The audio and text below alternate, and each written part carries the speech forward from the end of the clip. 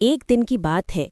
एक मम्मी कदीम जमाने की लाश जो जिंदा हो गई थी, गलती से दो शरारती इंसानों के हाथ लग गई। दोनों एक दूसरे के सामने पत्थरों पर खड़े थे और बीच में वो बेचारी मम्मी फंस गई। एक तरफ एक बंदर जैसे चेहरे वाला आदमी खड़ा था, बाल बिखरे, दांत बाहर निकले हुए, हाथ में एक बड़ा सा डंडा। जब भी मम्मी उसके करीब जाती, वो जोर से डंडा मारता और कहकहा लगाता, हा हा हा, पकड़ी गई मम्मी। दूसरी तरफ एक स्पाइडरमैन का मास्क पहने हुआ इंसान था। वो भी कम शरारती नहीं था।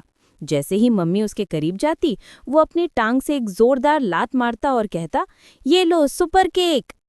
बेचारी मम्मी इधर जाए तो डंडा, उधर जाए तो लात। कुछ देर तो वो दोनों की शरारत बर्दाश्त करती रही, मगर आखिरकार मम्मी के अंदर की ताकत जाग उठी। उसने अचानक एक जोरदार चीख मारी, फिर वो बंदर जैसे इंसान की तरफ लपकी और उसके हाथ से जादुई छड़ी यानी कड़ा छीन लिया, जिसे वो डंडा समझकर मारता था।